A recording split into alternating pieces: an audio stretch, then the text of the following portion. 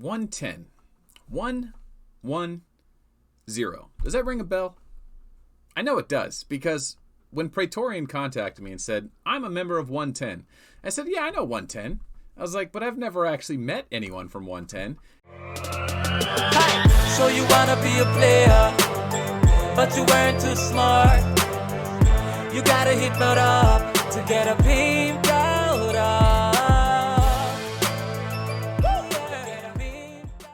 And he's like, well, there's a reason to that. I'm pretty quiet, and I'm the only English speaker in all of 110. And for those of you wondering who 110 is that don't know, 110 has been a competitive PvP Asian guild for, I don't know, all 9 seasons? Have they been in every single top 32? And here's why. They are a well-organized monster guild. I mean, literally, there's no billion players here, but look at all these 400, 200 million power players, at least 10 of them. And they kind of lay under the radar a bit. But Praetorian's here. He's the English-speaking guy, and he's the ambassador to the foreign community. So welcome, foreigners, to a special episode of Pimp My Arc on the far side of the Orient. Does that work? I don't know. Listen, we're going to go with it, okay? So today's episode, Praetorian said, Melt, I need you to pimp my arc. And I said, well, what do you want to do? He says, well, I've been kind of messing with this peak contest. I'm an absolute dirty, rotten, filthy Vega main. But I want to go further in peak contest. I need to round out my lineup and get some gear suggestions. So I said, all right, easy enough. Where are you at research-wise? And he says, that's where it gets complicated. I'm on the second fork. And now for those of you that watch this show regularly, you'll know that we've been talking about that second fork recently because it's a bit of a problem. See, after Tier 9, everyone has to decide if they want to go airship, infantry, or walker. And with Tier 9, you have to get all 3 of them to test them out. But you can see the basic research does work on the advanced troops, and he only has walker and airship done. Infantry can be ignored. So what we really have to do is find out, do you want to be a walker main, or do you want to be an airship main once you go Tier 10? And it looks like you've got the choice. And you already went Tier 10. Okay, well, we did this interview a couple weeks ago. It looks like he went Tier 10. All right, so that's kind of what we talked about. If you're going to be a filthy, dirty, downright nasty Vega main, you may as well get serious. Now, since he can't go infantry because he doesn't have the research, he couldn't go infantry on Vega, which is a great build.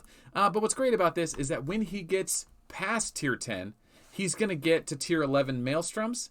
And wait a minute, no, Maelstrom works with infantry. Okay, well, that's life. So he's not going to be going too far into the walker tree, even though he has it maxed out in basic. So what that means is you're going to stick with Vega. And you have the option to go back to infantry commanders because you're going to have those Tier 11 airships, but there's not really any infantry commanders that work with airships. The only infantry commanders that do are maybe Plasma, but not really, not in peak. And then as far as like Gilly's concerned, she's basically just Vega anyway. So yeah, you're going to be airships all the way. All right, well, that's settled. Let's go take a look at the gear and see what we're falling behind on. Okay, so we're looking like Satalia Pictor to play around with. 4,000 there, 1,000 there. Nothing really committed, but nice gear. He's got the new helmet there. Full damage gear, a little bit of the old damage gear. Not too interesting there. This is the real build here. This is the Tier 12 Vega build. I love this build. With old Tier 12 or new Tier 12. Looks like he's rocking the old Tier 12 with the Fearless Pants and the Devil's Touch. If you want to go new Tier 12, usually you go Devastation Helm and Magiwell Pants. And then Armor of the Tyrant. But, I like this build overall. Solid Vega build for the old Tier 12. Absolutely love it. Gemini with the Breakdown combo is great. Careful here. You are missing out on your Gemini combo. So you need that Gemini combo right there on your chest piece here. So we do need to fix that eventually. You got to fix that. What are you doing? Virgo there? No. I don't mind Cepheus 5-piece if you already have Scorpio and Gemini. But you should get Scorpio and Gemini first, and then get your 5-piece or your 3-piece from the 5-piece set. And then when you get the other Geist and Spirit Stone, go for that 5-piece. Otherwise, I don't know, man. I'm just not really thrilled with that setup because you're so reliant on Vega for landing those hits. You really need it. And 40% breakdown's nice. Gemini stacking with breakdown's nice, but that extra Scorpio goes a long way.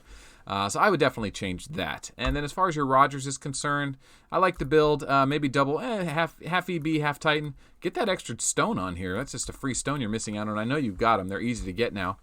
And then, that looks good. The only other issue is the 5-piece here is Cepheus. In Virgo, come on, man. Virgo's okay, but see, the thing about Rogers, he's already going immune. You don't need to disable their damage with Virgo and make them go last. I mean, once you get first round invulnerability on it, you're good. Plus, it kind of helps Full Metal just totally reset you. And then as far as like Cepheus is concerned, not letting your opponents heal is good against Elf, sure. But you really need more guaranteed hit just to beat Full Metal alone. You could beat Full Metal sometimes if you have at least Gemini or Scorpio to land those hits. Otherwise, a tiny Full Metal can just dodge you permanently and just keep debuffing your Tyrant Cometh. So you must have one guaranteed hit set of gems on your Rogers to survive the small Full Metals that are dodging you. And your skills are there, so that's good. And then your Elf, 31,000 Elf here. Don't love this choice. She really doesn't offer anything doesn't bring anything to the table that your Vega can't solve, right? She's not going to be the Rogers that gets in your Vega's way.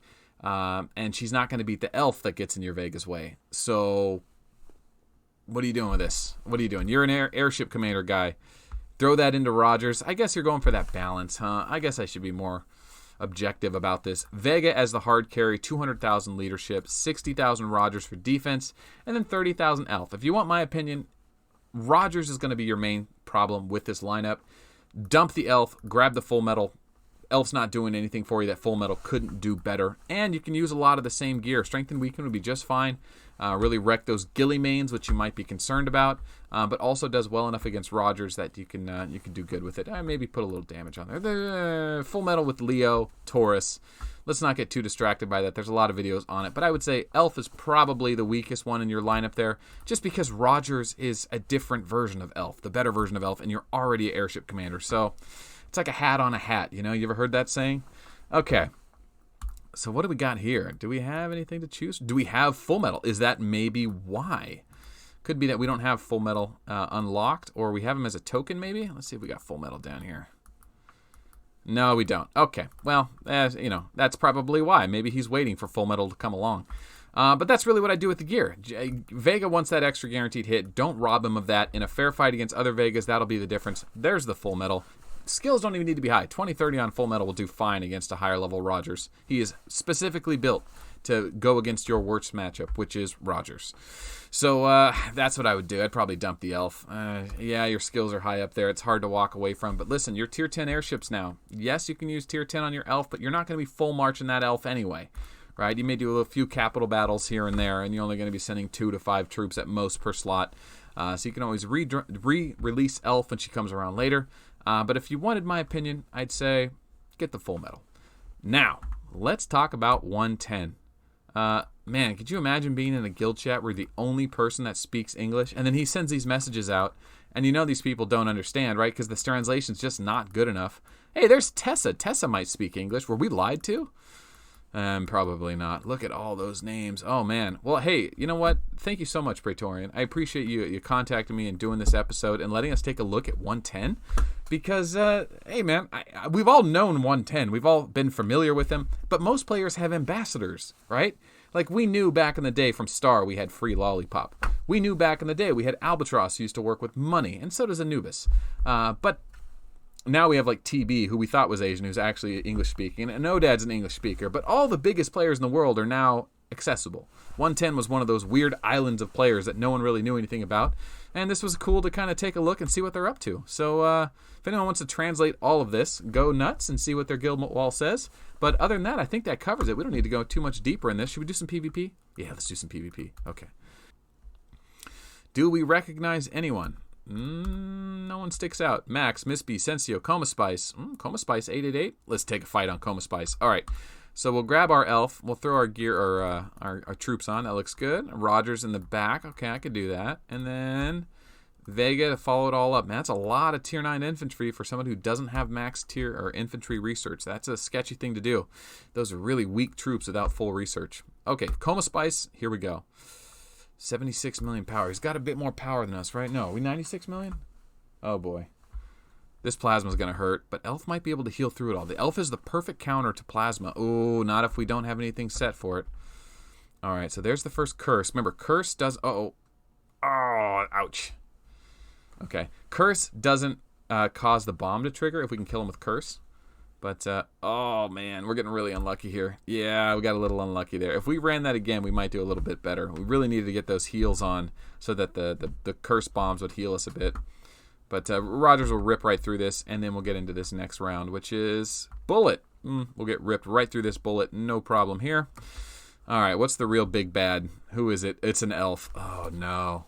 We might do okay if we survive that. Oh, no, we're in trouble. We lost the slot. It's like we might be able to take off a few, but he's such a much bigger target that his heal is just going to keep him well above us. So we're not going to do nothing there.